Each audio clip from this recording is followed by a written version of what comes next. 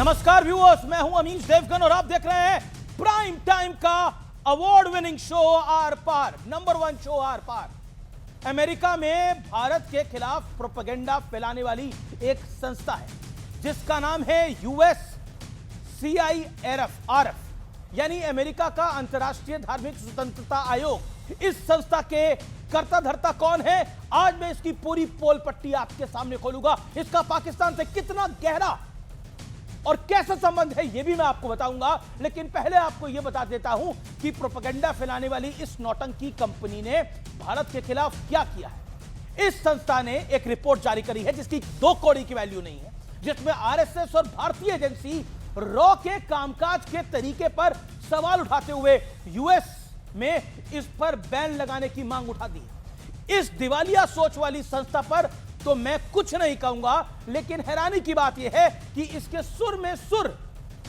मिलाते हुए कांग्रेस ने भी कहा है कि आरएसएस पर बैन लगा देना चाहिए, तो रॉ पे भी बैन लगा देना चाहिए। मैं पूछना चाहता हूं, क्या रॉ को बंद करवाना चाहता है देश का विपक्ष?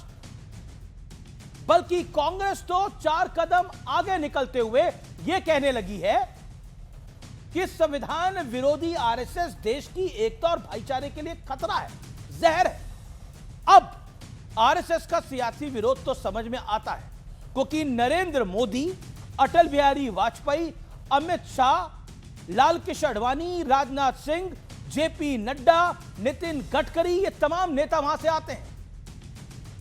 इन तमाम नेताओं की जड़ें आरएसएस के साथ जुड़ी हैं। लेकिन आज सबसे बड़ा सवाल यह है कि एक विदेशी प्रोपेगेंडा संस्था की रिपोर्ट के आधार पर क्या विपक्ष रॉ जैसी भारतीय एजेंसी पर भी सवाल उठाएगा? आज इसी पर होगी देश की सबसे बड़ी पॉलिटिकल बहस। This is a serious question, very big question. क्या देश की सबसे बड़ी एजेंसी पे भी ऑपोजिशन सवाल उठाना चाहता है? मंशा क्या है रॉ को टारगेट करके? आज यह भी बड़ा सवाल खड़ा होता है। तो स्वागत है आपका आर पार के बेहद खास, बेहद एक्सप्लोसिव एडिशन में।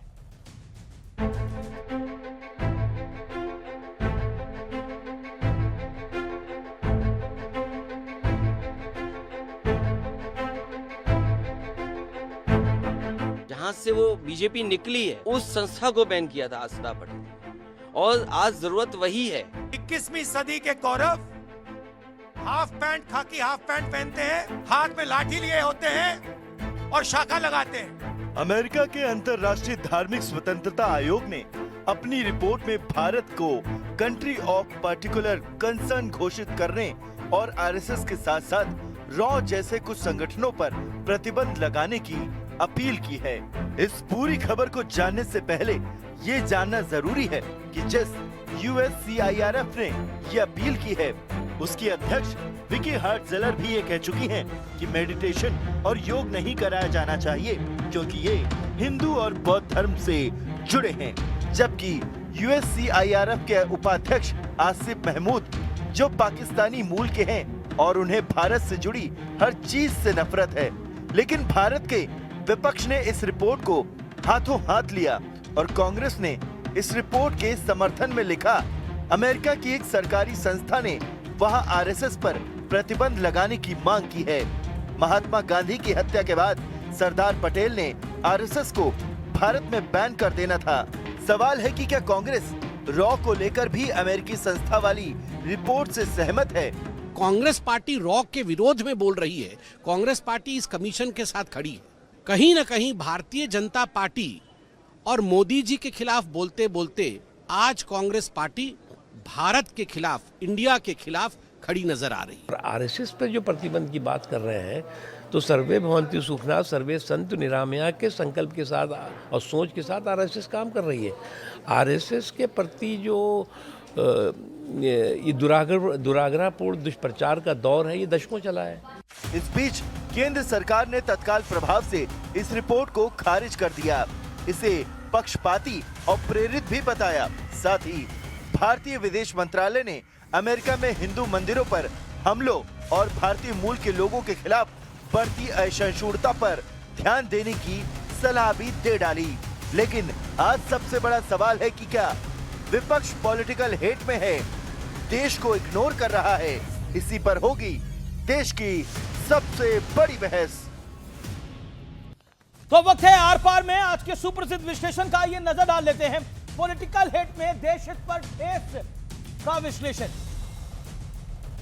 यूएस सीआईआरएफ की रिपोर्ट आरएसएस के साथ रॉ जैसी बड़ी संस्थाओं, कुछ संस्थाओं पर यूएस में बैन की मांग करी। धार्मिक आजादी के उल्लंघन का झूठा दावा करते हुए भारत को कंट्री ऑफ पर्टिकुलर कंसर्न घोषित करने की मांग कर डाली। कौन है अभी ये एजेंसी, आइए आपको बता देते हैं। और इसका कर्ता धर्ता कौन है? विकी हॉटजलर अध्यक्ष है। मेडिटेशन और योग का खुला विरोध किया है, क्योंकि ये हिंदू और बौद्ध धर्म से जुड़े विषय है, इसलिए इसका विरोध किया है। इस विकी हॉटजलर ने ये भारत विरोधी माना जाता है। आइए अगला नाम बहुत इंपॉर्टेंट है, आसिफ महमूद। ये उपाध्यक्ष है।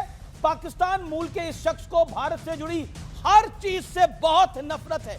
यह भारत को हेट करता है व्यक्ति, और कई विषयों पर बड़े बड़े विषयों पर यह भारत के खिलाफ ही रहता है।